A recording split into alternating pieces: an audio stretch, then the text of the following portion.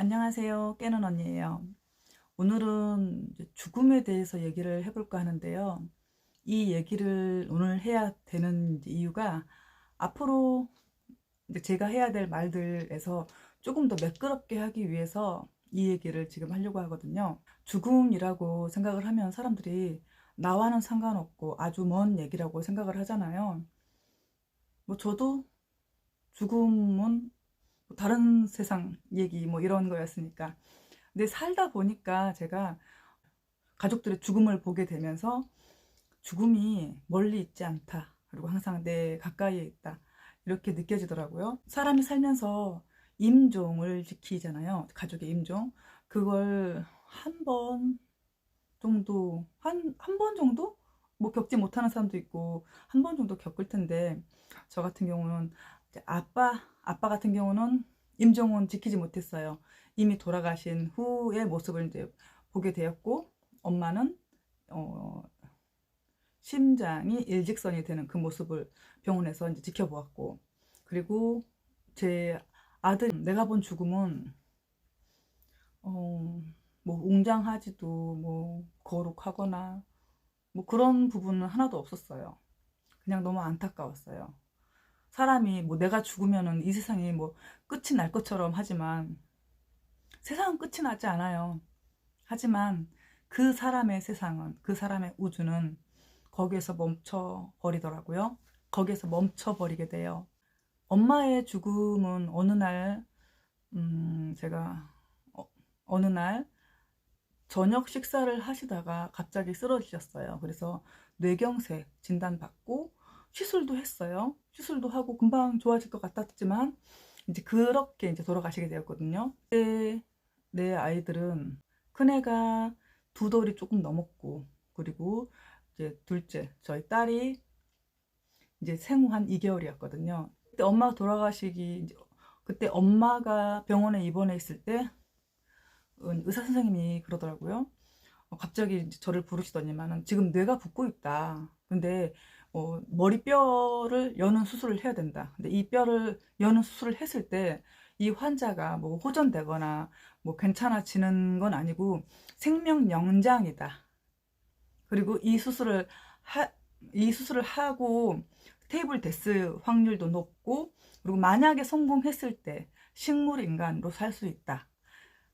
근데 너는 이 수술을 하지 않는다는 거에 동의를 하게 되면은 환자는 3일 안에 죽게 될 것이다. 나보고 선택을 하라는 거예요.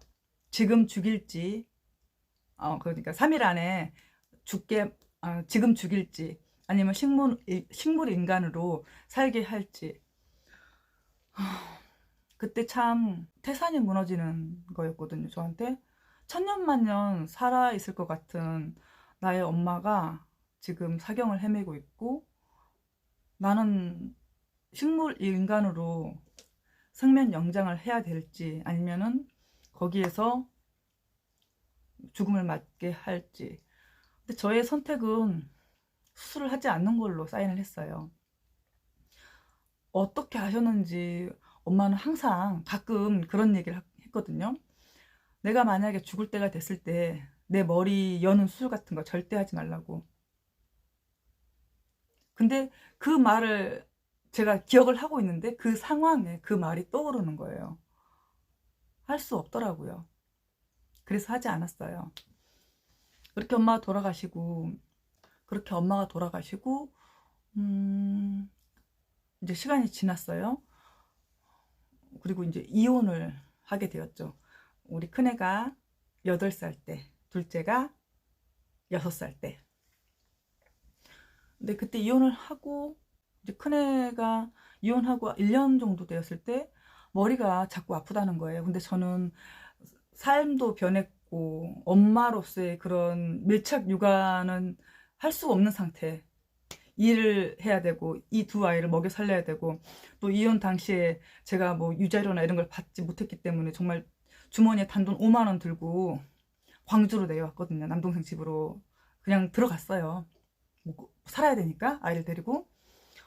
그 상태에서 이제 아이가 머리가 아프다는데 제가 뭐 일을 하고 있는 중간에 나와서 병원을 데려가고 뭐 할 수가 없어서 그냥 진통제만 계속 줬거든요. 그 진통제만 계속 먹다가 이게 진통제가 듣지 않고 너무너무 심하게 많이 온몸에 식은땀이 날 정도로 아파서 병원에 가니까 뇌종양이라고 하더라고요.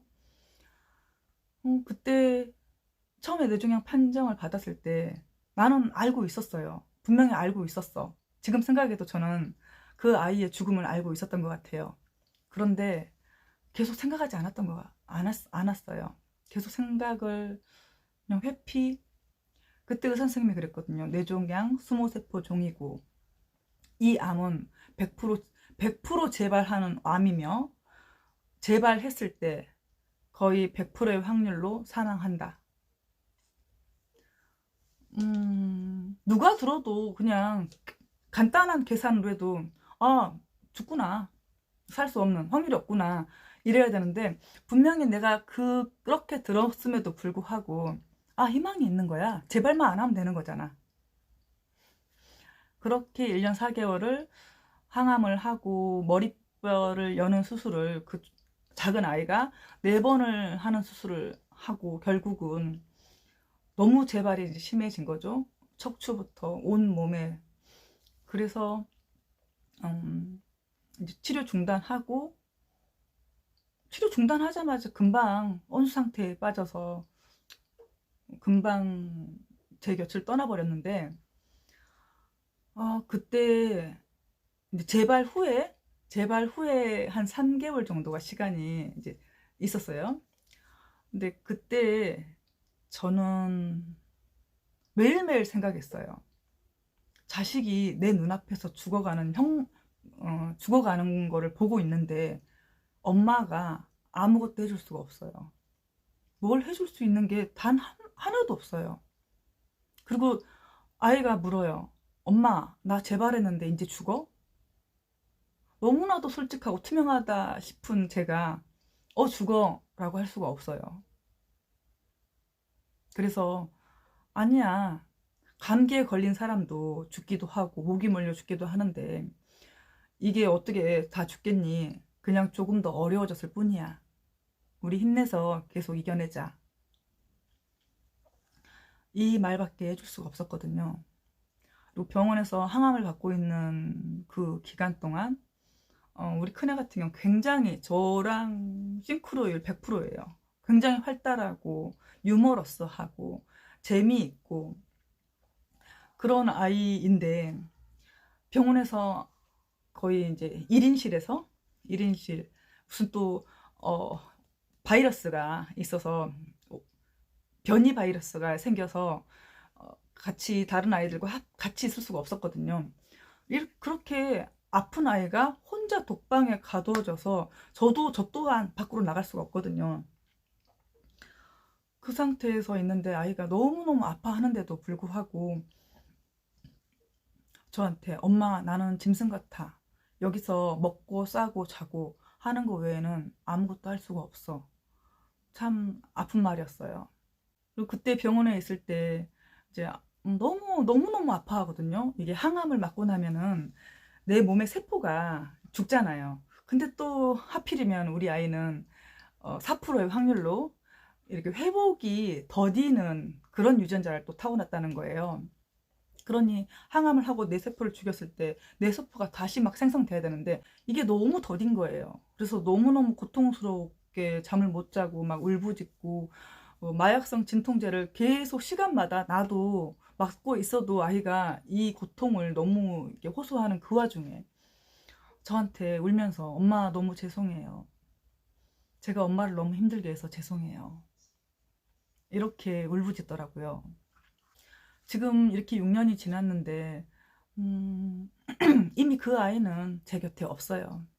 없기 때문에 그 아이가 태어나서 뭐 옹알이를 하고 뒤집고 기고 걷고 말하고 한글을 처음 떼고 이 모든 시간들이 계속 다시 보기를 하는 거예요. 제가 처음부터 끝까지 다시 보기. 그래서 그냥 그 매 순간에 모든 것들이 너무 생생하게 저는 기억을 하고 있거든요. 근데 우리 딸 같은 경우는 살아있고 계속 커가고 있잖아요.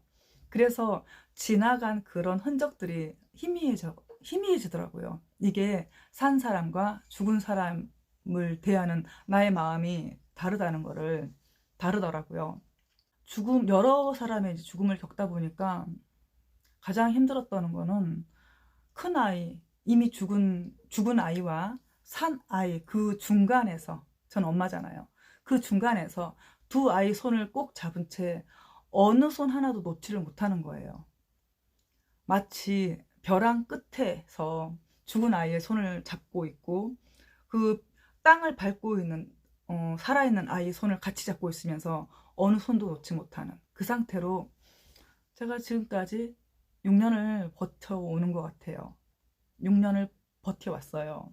그런 일들을 겪어왔음에도 되게 뭐 편안해 보이고 행복해 보인다라고 많이 말씀을 하시는데, 내가 나의 슬픔을 다른 사람한테 드러내고 싶지는 않아요. 그건 내 몫이잖아요. 내가 가지고 가야 할 내 짐들이거든요. 근데 이렇게 어떠냐고 이제 물어보는 사람들은 한 명도 없어요. 저 같아도 내 지인이 그런 일을 겪었다면 감히 물어볼 수 없어요. 침범할 수 없는 그런 고유 영역이니까. 근데 제가 말씀드린다면은 어떤 날은 당신들이 생각하는 것보다 훨씬 더 편안하고 괜찮아요. 그런데 또 어떤 날은 당신들이 상상하는 그 이상의 고통과 아픔이 오거든요. 그냥 숨을 쉴 수 없을 만큼의 참담함. 그냥 문득문득 엄마는 알잖아요. 내 자식의 냄새, 그전 느낌, 목소리, 이게 너무 사무치게 그리울 때가 있거든요. 그때는 무얼 해도 그 그리움이 없어지지 않더라고요. 지금까지 내가 이제 몇 가지 영상을 찍었는데, 여러 에피소드 중에 우리 큰아이의 에피소드도 많이 들어가 있었는데, 제가 특정 짓지를 못하더라고요. 자꾸 짬뽕이 돼요. 그래서 안 되겠다 싶어서, 저한테는 2명의 자식이 있었고, 1명은 먼저 하늘나라로 가 있고, 그 나머지 둘째 딸은 저와 함께 살고 있어요. 이 상황을 이해하시고 이제 제 얘기를 듣다 보면은, 이 에피소드는 큰아이 거, 이거는 뭐 둘째, 이게 이제 정립이 될 것 같거든요. 왜냐면 큰아이는 아들이다 보니까 남자 영역에 뭔가 사고를 치고 에피소드가 있었을 것이고, 또 둘째는 여자아이이기 때문에 여자 영역에서 있는데, 이걸 제가 섞기가 너무 힘들더라고요. 역시 사람은 솔직하게 해야 되고 거짓말을 할 수가 없는 거예요. 여러 죽음을 겪으면서 좀 많이 득도했다고 해야 되나요? 이제 그렇게 되었는데, 제가 이제 사람들한테 이런저런 얘기를 해주고 조언도 해주고 이럴 때, 그분들, 저를 잘 아는 사람들은 그래요. 언니니까. 언니는 그럴만 하니까. 언니가 겪어오고 살아온 그 삶의 풍파 때문에 언니는 그럴 수밖에 없어 라고 단정을 짓거든요. 그 말 뜻에는 나는 바꾸고 싶지 않아. 난 이대로 편하거든. 그냥 대충 사람 등쳐먹고 그냥 그렇게 살아도 나 괜찮아. 이런 의미거든요. 그냥 사람답게 살자는 거지, 짐승처럼 뭐 본능에 충실하면서 저거의 밥그릇을 내가 뺏어 먹겠다, 이런 마음 말고 그냥 사람답게 살기를 제가 원하는 거거든요. 지난 영상에 그런 말이 있었을 거예요. 누군가는 간절히 살고 싶어 한 그 하루였을 거라고. 아마 저 첫 영상일 것 같아요. 깨는 언니를 소개합니다. 그 영상에서. 그거는 우리 큰아이를 생각하면서, 큰아이 때문에 제가 그 하루의 그 모든 시간, 모든 분, 모든 초를 정성스럽게 살게 되었거든요. 그 아이는 죽어가는 그 몇 주 전에도 학을 막 접어가지고 저한테 보여주면서, 엄마, 학을 1000마리 접으면 소원이 이루어진대. 나는 이 학 1000마리를 접은 다음에 반드시 퇴원해서 엄마랑 같이 목욕탕도 가고 싶어. 이렇게 말했던 아이거든요. 이게 뇌종양, 이게 암에 걸린 사람들은 계속 뭔가를 맞잖아요. 주사를, 약물을 투여해야 되기 때문에 팔이나 이런 데 계속 관을 꽂고 뺏고 할 수가 없어서 심장 쪽에 관을 연결해서 여기에 수혈도 하고 뭐 약도 넣고 항암제도 투여하고 이런 식인 거거든요. 이 심장에 관이 바로 연결이 돼 있기 때문에 샤워나 씻을 수가 없어요. 요 부분을 제외한 부분에 그냥 물수건이나 아니면 밑에 부분만 물 뿌려서 닦아주는, 근데 개운한 샤워 이런 거를 할 수가 없으니까 그 아이의 소원은, 자기는 병이 다 나으면 이 관을 빼고 엄마랑 찜질방을 가고 싶다 했거든요. 나중에 나는 엄마 군대 가고 싶지 않아, 안 가고 싶어. 왜? 그러니까 군대 가서 죽으면 어떡해. 이런 아이였고, 그리고 그런 얘기도 참 많이 했어요. 엄마, 내가 어떤 어른이 될지 꼭 지켜봐 줘야 돼. 나 이런 말을 했을 때 너무 뿌듯했거든요. 너무 기대된다. 진짜 이 아이의 10년 뒤, 20년 뒤에 그 모습이 얼마나 멋있을까, 어떤 모습일까, 이런 기대감을 그렇게 많이 나한테 심어주고, 그 아이가 제 곁에 끝까지 있어줄 줄 알았는데 가버렸거든요. 먼저 가버렸어요. 그렇게 허송세월, 그렇게 넋놓은 채 1년, 또 1년 정도였던 것 같아요. 1년 정도 있다가 정신 차리고 이제 일도 하고 우리 딸을 위해서 살아야 되니까. 그리고 시간이 이제 딸한테는 이제 마음 치료, 이런 치료를 좀 받게 해줬어요. 그리고 나중에 이제 정말로 내가 조금 정말로 괜찮아졌을 때, 그때 돌이켜 보니까 제 딸아이한테 너무 미안하더라고요. 나는 그때 자식을 잃었는데 그냥 자식이 잃었던 그 엄마의 마음으로 나만 세상에서 제일 아프고 제일 슬프고 제일 힘든 줄 알았어요. 근데 지나고 보니까 우리 딸 아이한테는 하나밖에 없는, 세상에서 하나밖에 없는 오빠를 잃었거든요. 딸 아이한테 오빠는 항상 지켜주는 백마탄 왕자님 같이, 흑기사처럼 언제 어디서나 놀이터에서 쭈뼛쭈뼛 둘째가 못 다가가면은 큰애가 막 애들 모아서 선동해서 무슨 게임을 짠 다음에 마지막에 깍두기로 딸아이를 넣어줘요. 그런 식으로 언제 어디서든 보호해주고, 놀이터에서 이제 유치원 다닐 때 둘째가 놀이터에서 모래놀이를 이렇게 하고 있으니까는 우리 큰애가, 오빠가 놀이터를 가는데 동생이 이제 햇빛을 다 맞고 모래놀이를 하고 있으니까 그 멀리서 우리 딸의 그늘을 만들어 주려고 손으로 해를 가려서 그 아이한테 그늘을 만들어 주더라고요. 이런 천사 같은 오빠를 하루아침에 잃었는데 상실감이 얼마나 컸겠어요. 그래서 어느 날 작년에 제가 좀 늦었지만 딸아이한테 그랬거든요. 너의 8살의 너한테 엄마가 너무 미안해. 그때 많이 아프고 슬펐지? 엄마가 모른 척했어. 모른 척해서 미안해? 라고 말을 하니까 딸이 막 눈물을 막 흘리는 거예요. 막 흘리면서 막 닦으면서 하는 말이, 엄마 나 하나도 안 슬픈데 자꾸 눈물이 나. 이렇게 닦더라고요. 그때 제가 그랬거든요. 그래, 지금은 하나도 안 슬프지. 근데 그때 너는 참 많이 아팠을 텐데 지금이라도 엄마가 그 마음 알아봐줘서 그래서 눈물 나나 봐. 이렇게 하고 지나갔어요. 이제 저런 사람은 늘 그런 것 같아요. 몰라서 안 할 수는 있는데 만약에 나중에라도 내가 그걸 알게 되면은 반드시 사과하는 사람이거든요. 아, 그때 내가 너무 미숙했다, 어리석었다, 알지 못했구나. 그럼 정말로 오랜 시간이 지나도 나 그때 정말 이거에 대해서 너무 미안해 라고 말하는 사람입니다. 이런저런 뭐 사소한 감정들, 그 아이가 다쳤던 것들, 뭐 딸아이가 그때 당시에는 초등학교 1학년 이제 들어가야 되는데 엄마랑 학교를 손잡고 가야 되잖아요. 근데 저는 그때 큰애가 첫 항암이 시작되었어요. 항암을 하면은 한 3주 병원에 입원해 있는데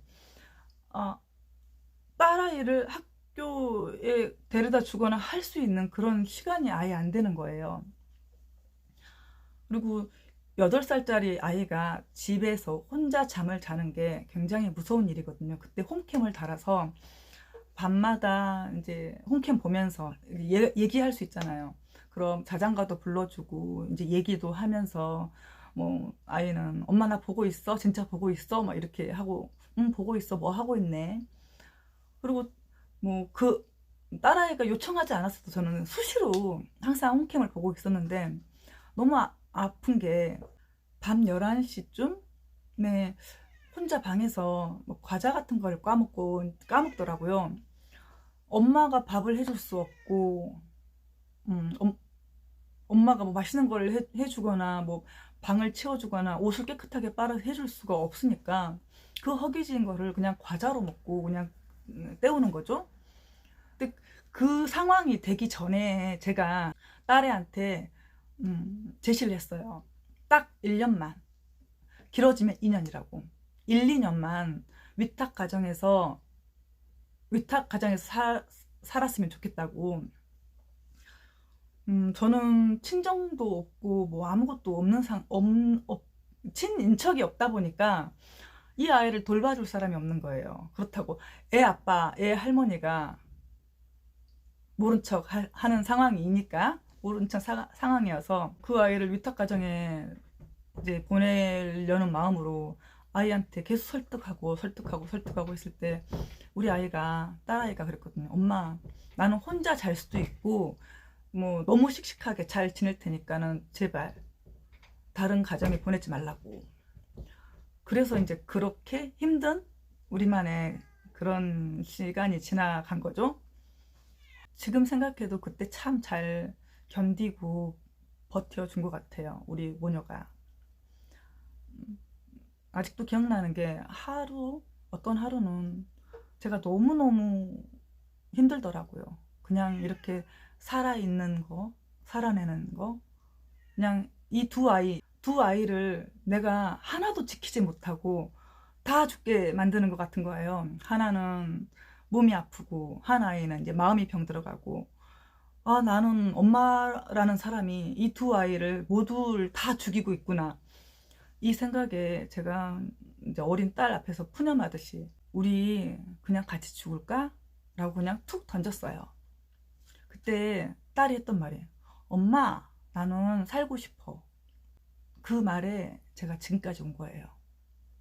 그래 그럼 같이 살아보자. 그때 딸은 어떤 마음으로 뭐 그렇게 했는지 모르지만 저는 그 말이 그래 다시 살 수 있는 내가 살아내야 되는 그런 에너지를 그 말 한마디로 저는 충전을 이렇게 시킨 다음에 다시 열심히 갔던 것 같아요. 지옥 같은 그 인연이 지나간 게 너무 다행이에요. 그리고 저와 딸은 우리 아들이 살고 싶어 했던 그 세상을 그냥 좋은 마음으로 씩씩하게 열심히 살아내고 있습니다. 지금까지 깨는 언니였습니다.